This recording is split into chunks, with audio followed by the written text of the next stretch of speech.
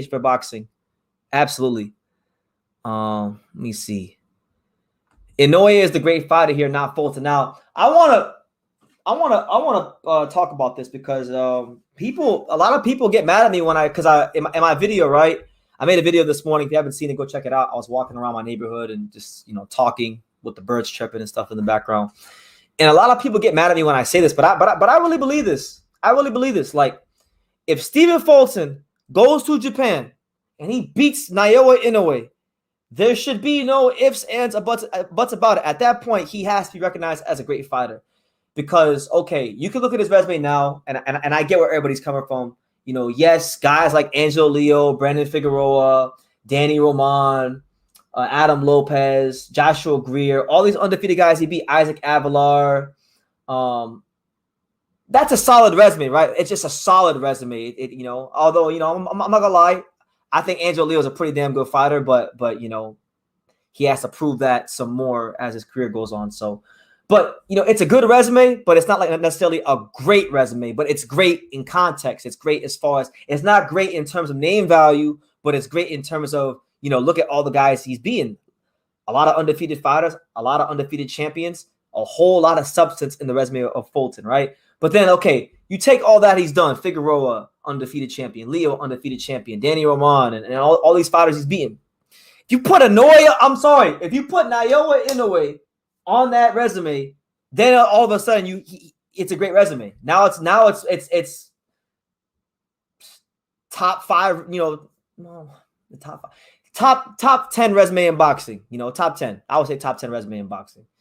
Top 5 maybe, because Inoue, I mean, we gotta look at what Inoue is right now. Like, Inoue is up there, man. So if he gets that scalp and he's holding that scalp over, if he wins that fight in Japan, not only is he beating Inoue, who's a top 3 consensus pound-for-pound fighter, former undisputed champion, just could retire today and be a Hall of Famer, but he's also doing it in a circumstance in which I don't think any American fighter has done it. Like, all respect in the world goes out to Devin Haney, but this isn't George Kambosos Jr. Like, George Kambosos Jr.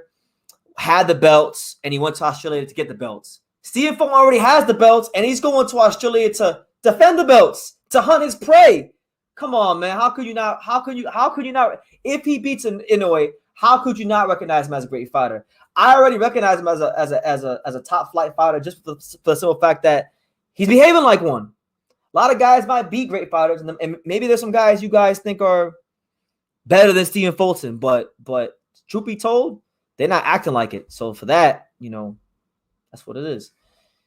Yeah, Inoue signed a big deal with Amazon Prime Video and replays it on free Japanese TV. Inoue pulls in a huge audience in Japan. Inoue sells out big arenas in Japan, and he's got big sponsorship. Yes, because I got sent those magazines, those Japanese magazines from a couple people in Japan.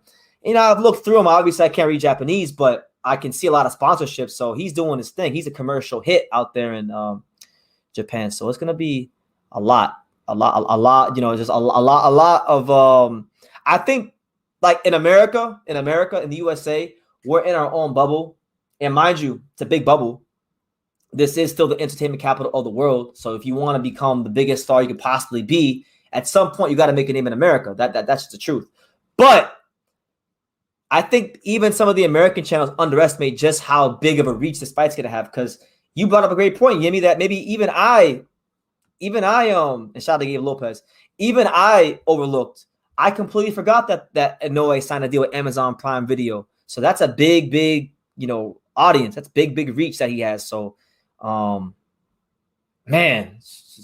I'm just gassed. Like, there's not enough things in the world I could say great about this fight, and I'm just happy that for you guys, I'm gonna be out there. So, with that being said, let me get to this last tweet. Shout out to all 36 of you here. Make sure you smash that like button. We cooking here on True School Sports, the untouchable BT, the road to Japan.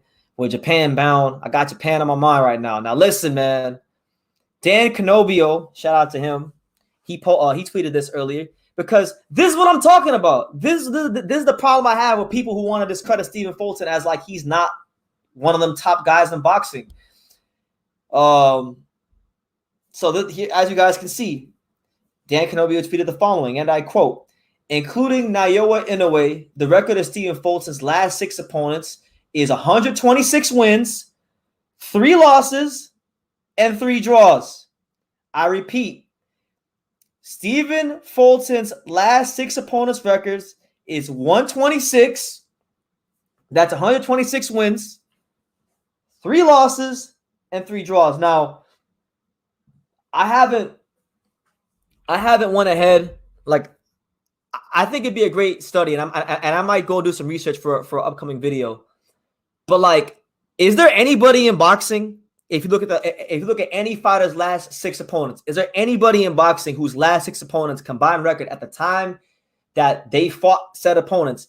Is there anybody who has a better record than that right there? Because if there is, then I want to see who it is. Because there's no way in hell. It can't be a lot. It can't be maybe no more than 1 or 2 fighters. No way. 126, 3-3? Come on, man. That's why I'm saying, like, you guys can't be playing with me when it comes to Stephen Fulton. Like, mind you, you're talking to a guy. I wasn't always sold on Stephen Fulton. I didn't even like man.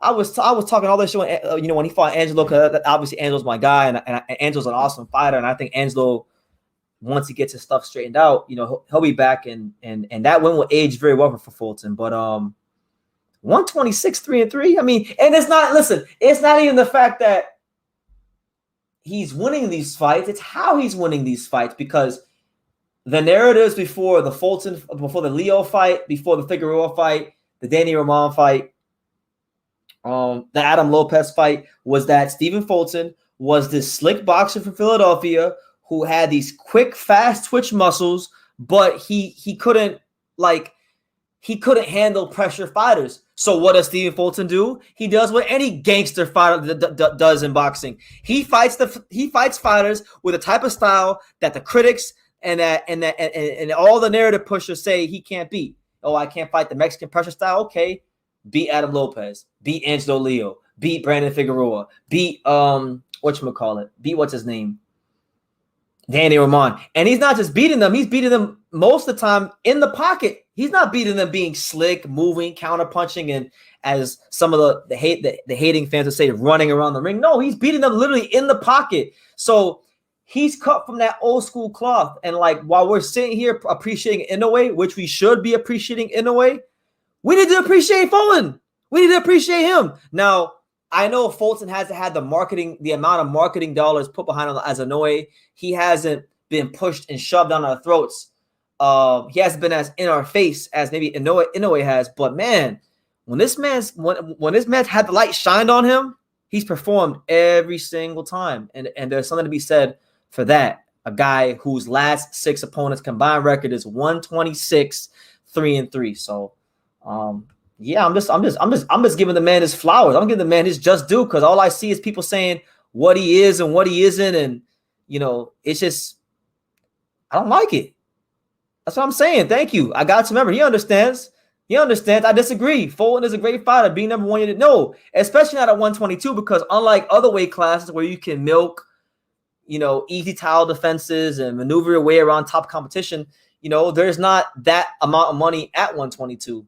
So you're going to have to fight the other champions to make the most money for yourself. So he couldn't duck Brandon Figueroa or any of these kind of guys, or Angelo Leo. He had to go fight these guys when the time came, and he did it. So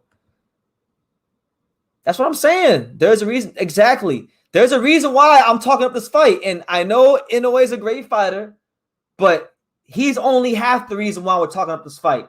Stephen Fulton's a part of that reason too. And don't you guys forget about it, okay?